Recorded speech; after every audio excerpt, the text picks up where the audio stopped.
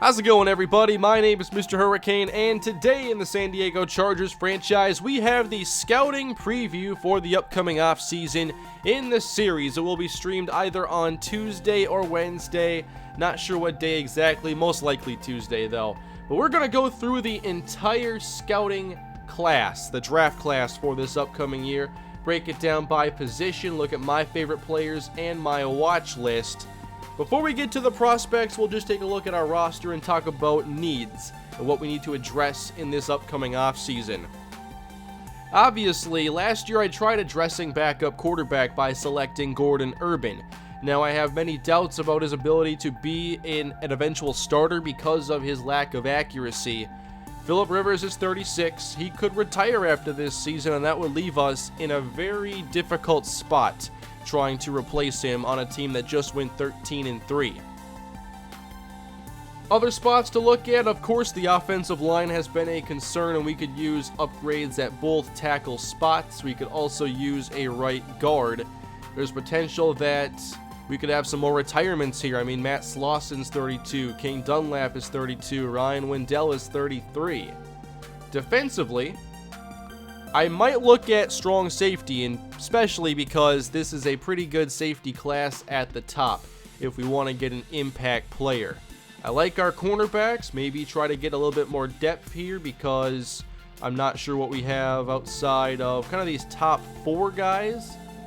We still have to see more of Larry Wilbur, but we all know that his ratings are really nice, and if he gets the opportunity, he could prove to be a very good player. And of course, he has that superstar development you always look for. We're always going to try addressing pass rush depth, and we could still use some improvement at backup outside linebacker. I think our defensive line depth is actually stronger than our linebacker depth, so not really a priority to address the offense or the defensive line, although nose tackle could still be a conversation because Brandon Mebane is 33 and his replacements haven't shown quite a bit to this point. And of course, we're always going to try to find players even at positions that aren't of need, as long as they are of high quality and eventually they could find a role. So let's go to the all positions side of things here, and this is what you like to see. 3 tackles here at the top, although 2 of them are actually more second round talent players according to our scouting. We have some more offensive linemen here at the top. And there are a lot of really good cornerbacks and receivers in this draft class, but I haven't really scouted the top portion of those positions. So let's go to quarterback here, and the number 1 player is Cole Hartman. He is on the watch list for us, and he is the best quarterback in this draft class. I doubt he would go late first round. I think he's actually going to go probably early first round, given that he is the best quarterback by far, and eventually there's going to be a team early on that needs a quarterback, and they're going to probably end up taking him. So if Rivers retires, we have to at least consider the idea of trading up if we want to get Cole Hartman from Notre Dame. 6'3", 226. Looks pretty prototypical here. Strong arm, accurate, even has good deep accuracy. But there really isn't like a second option if you miss out on Hartman. You have Frank Cash here, who isn't very accurate on short passes. Same with Jackson Robinson. Jeff Burkhead I do have on the watch list because he at least has B- short, B throw power. So he's someone you consider, but probably not very early in the draft. He's an undrafted talent, and I would probably end up trusting that. And I think he'd be probably fairly similar to Gordon Urban, but he's still on the watch list regardless for now. It's a bad quarterback class, and it's a bad season to need a quarterback, so free agency would also be a possibility. Now, I've scouted a lot of these running backs here because you have to look at next year. It's going to be a contract year for Melvin Gordon, and depending on our cap situation and who we end up paying big contracts to, I'm not going to prioritize paying a running back a lot of money unless he is an elite tier back, and Melvin Gordon is not a Le'Veon Bell. He's not a David Johnson, so I don't think if Gordon demands big money that he's going to see it from us. So if there's an opportunity this year, we could end up taking a running back pretty early. The best one is Shaheen Lofton from Ohio State, 6'2", 220. the successor to Ezekiel Elliott, it appears. Good juke move, good carrying, ball carrier vision. We'll wait on his combine numbers, but so far looks like a top-tier running back prospect. There is also Tyrus Sinclair from Ole Miss, another speed back type who has good juke, carrying, and vision. Just kind of the next tier down from Lofton. He's like a little bit smaller, not quite as talented, so he's a similar player, but not on the same level. Other than that, we go down here to Deshaun Birch from Texas A&M, who has a balanced combination here, and we have to see what his strength looks like, because if we do take a running back, I would specifically be looking for one to be one that could carry the bulk of the workload, although it's not an entire necessity, because I like running back by committee if your committee is strong and well-rounded, and if we have a good speed back along with a good power back, and I think that we could have that. It's just we haven't seen the consistent results, and a lot of that has to do with the offensive line. So those are my favorite running backs, and just maybe we end up surprising some people here and taking a running back earlier than anybody would think. Fullbacks, no interest here. I haven't scouted them. Wide receivers, so many. I had to scout a couple because someone's got to fall. At least that's my thought. There are some really good receivers in here like Terrence Watt, big spec catch in traffic and release. If I were to want a type of receiver, it would be more of a speed receiver that could eventually take over the slot role if Travis Benjamin doesn't stick around. He's eventually going to see his cap number go up, and just depending on our cap situation, he could be one of the first guys to see his contract get cut or traded. There's Artis Chamberlain here, another really good possession receiving prospect. I still have to do some more homework here, it looks like, on speed receivers. I keep finding these possession receivers, although I do just like scouting them and then seeing if they run a fast 40 and go from there. And I think during the offseason I will scout some more receivers. Here's another one, another possession type. I keep scouting all these possession guys. Denard Martz from Penn. All these players can catch at least. Next at tight end, I have scouted Kirby Tomczak here. And he had some draft stories, and it looked like he was really promising, but I actually wasn't that impressed here, especially when they consider him to be an early prospect. He definitely does not fit the profile that you look for in the first or second round pick with C+ catching. Not even sure what his blocking would be. But tight end, not a big need for us right now, so we're not going to do a lot of homework there. At left tackle now, we don't have elite prospects, sadly, but we have some quality ones like Andre Clay from Oregon, B pass, B impact, C run. Have to improve our edge pass blocking, and also try to get some boost to our run game as well. I do like this player here, Adrian. I'm not even sure how to pronounce that. I'll figure it out if we take him. But if you bring up impact block a little bit, then you have all three of those key blocking ratings already in the 80s. And that gives you a really good starting point. And if he has good development, then it's going to accelerate his ability to become a top tier or top 10 left tackle. After that, Brandon Esponda from Oklahoma. Good pass, good impact. Run block needs a little boost. But again, we'll see what the combine does to actually separate these players, because they're all pretty similar right now, especially if you just look at the quality of player they are regardless of strength. Like, they're all kind of second level. They all look to me like second and third round picks for the most part. But this is Dakota Hardman from Notre Dame, big 6'7", 322. Run blocking is his specialty, but if you raise pass block, then you got some balance there and can run more off tackle. That'd be nice, especially because our primary back is a speed back in Melvin Gordon. After that, we have Forrest Oldham here, a third-round prospect from Colorado State who needs some development, but he's a third-round prospect for a reason. If the combine shows some potential, he'd be a target.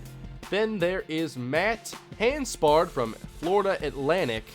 Kind of in the same boat here, but I'm worried about that 7th-round talent label. There could be some other deficiencies in his game. Then there's Corey Benoit here, who is a 4th-round prospect, a good pass blocker, and if he has a good combine, that would really boost my range for him to potentially the 3rd round if he has good strength, because you can bring C pluses up to the 80s fairly easily, but you want to see at least the potential there in him being a starting caliber player. How about left guard? Philip Wolf here from LSU is my favorite, and this isn't a particularly strong guard class. It looks like only one player projected for the first 4 rounds. Here is Philip Wolf, a run blocker, good impact, pass blocks a C+. Probably be a right guard for us if we drafted him. But who knows, we could have some surprise retirements and end up replacing more players than I expect to. But an elite run blocker, it appears. Then there is Nathan Paulson, who has a pretty good skill set for a late round player. He's from Northwestern State. Is there really a Northwestern State? Didn't know that. Run block, impact, pass block at C. Might have to develop for a while, but you get him for a good value there. Luke Eby from Hawaii, who has good impact and then run blocks a B-, C+ pass. Jordan Rowland here from Maine, good run blocker again, especially if you can find anybody who has a key trait that's a B+ in the 7th round. That's like an automatic pick for me because that's a dominant trait. And if you can find a guy with a dominant trait late in the draft, you don't pass on him because it's hard to find. Dominant traits are for those who are going earlier in the draft. Alright, centers. Doing some more homework here. Maybe some could be guards because we do have a center that I think can stick around for a while in J.C. Treader. But still just want to scout all the offensive linemen that are toward the top. Bradley Sinclair here from Miami has a pass blocking at B-. Then there's Dion Perry. Pass block and run block are both B- or higher. Impact just has to come up a little bit. Max Sanchez here, pretty good ratings for a 5th round prospect. Denton Lakey, not bad ratings here for a 6th rounder either. An ideal backup or developmental prospect. Right guard, we have 2 in the first 2 rounds. Spencer Mackey, impact block is high. He's on the watch list, but he definitely wouldn't be one of my favorite guards based on pass and run block being below 80, and his run block is going to be only a C, and he's a 1st round prospect. And this is not the caliber of player I want to take in the 1st rounds. Darvion McCullum here from Texas, though, has a B- impact and run block combo with a C+ pass. I would rank him higher than Mackey here. James Tull. Not a bad skill set for a late player. We see skill sets like this for 2nd round prospects even. So James Tull will definitely be one of my targeted prospects here. He's big, 6'5", 338. And I'll be looking for him to hopefully have a good bench at the combine. Right tackle. 3 1st round prospects here. We have Jarrett Bullough. Run block and impact block. You know, this combination, we see this so often. So much. 6'7", 330. Then there's Omari Patterson, who has at least a B pass block, so I'm very interested in that. Then we have Ngui Martz from Florida, who is a dominant run blocker. I like seeing those dominant traits here, and it's sadly not all that common among these offensive linemen. Cedric Benoit, another prospect with a skill set we've kind of seen already. Chance Hundley from Minnesota, Trey Chung, Jamichael Young. Hard for a lot of these players to stand out. We'll see how the combine does at doing that. Let's go left end here. It's not very strong. JT Gary, though, is number 1. 6'6", 300 pounds. He could definitely play defensive end in a 3-4. B+ block shedding, B hit power, B tackle. Not likely we'd end up taking him, but he's definitely a 1st round caliber player. Right end, we have Margarito Person, a 5th round prospect, as there aren't a lot of highly rated players here at end.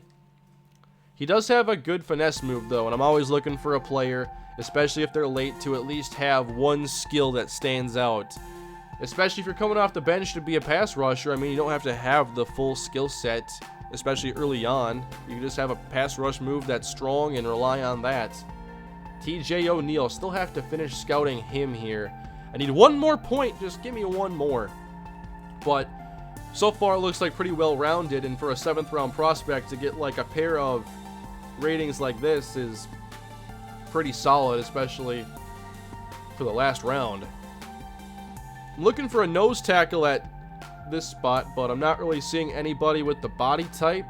Not many at like 320 or higher. I tried scouting the ones who were larger. Might be a spot where you look for a stopgap in free agency, or just try to rely on what we have. Linebacker. Where are the top-rated prospects? Every position I look at, it seems like, oh, this isn't very strong. Neither is this. Oh, this ain't good either. It's largely in part because receiver and cornerback are so much higher than everything else, and those aren't even close to needs for us right now. So Brandon Yancey here from Drake, 7th round prospect with a triple B plus or B minus here. Yeah, he's going to be a priority, especially if he grades out well as an athlete. B minus power moves. And if, you know, who knows what happens here with Itachi this offseason, I expect that we wouldn't let him just go. I think the worst you're going to see is a franchise tag situation, but regardless, if it's not a long-term deal with Itachi, you have to have some depth for his eventual replacement, so our defense doesn't take a big step back. Still wanted to scout some middle linebackers after missing out last year. I was scouting a lot of these earlier in the season too, and we had no idea how good Leonard Howell would play. Gabriel McAllister though, B+ pursuit and hit power, good run stopper, but you have to be more than a run stopper for me to draft you, because we already have Leonard Howell, who is a pretty good run stopper, high block shed, speed, tackling. So we have to see someone who can be a 3-down linebacker. That's like a #1 priority, 3-down backer. Zach Moe, good hit power, tackle and pursuit for Michigan State prototype, hoping that he could be a cover guy as well. On the right side here, we have Trey McMillan from Oregon, another prototype linebacker with good block shedding, tackle, and hit power. And I'm always looking for the coverage, but it usually is not a top 3 trait, and you're always rolling the dice looking for a coverage backer. Antoine Irving, another good run stopper it looks like. How about at cornerback? We have a few first-round prospects, a few second. I like Calvin Tolbert here. He is the top-rated cornerback, but is he a first-round talent? I'm not sure. There's no dominant trait here. He's well-rounded, which might be enough. Or if he has really good speed and athleticism, then that's probably a first-round talent at the end of the day. But I don't have a lot of targeted corners here, and there are a lot of really good ones in the first 3 rounds. A ton of third-rounders, but not a priority for us. I think we have 4 players I can trust right now. Let's look at safety, however. We have a free agent we picked up to start along with an undrafted rookie. So Bram Kendall from Stanford has C+ zone, B hit power, B- pursuit. He is a playmaker type and a first-round prospect. Not sure I'd want to take him in the first. Then there's Brandon Ratcliffe from Wake Forest. Good hit power, catching, and tackling, a run support safety. Good size, too, at 6'2", 218. Then a couple down here. Clinton Del Greco, prototype, Arizona State. They're all in the C range here, but he's a late-round player. And if he has a good combine, then I would probably roll the dice for a backup spot on special teams. Then there is Christoph Pete, who at least has zone coverage in the picture here. 6'3", 220, good size. If he's a good athlete, then same thing I've been talking about. Would actually take him even earlier than the 7th, probably.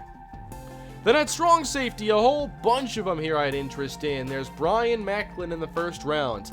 B zone coverage. That is incredibly difficult to find among safeties. 6 foot, 195.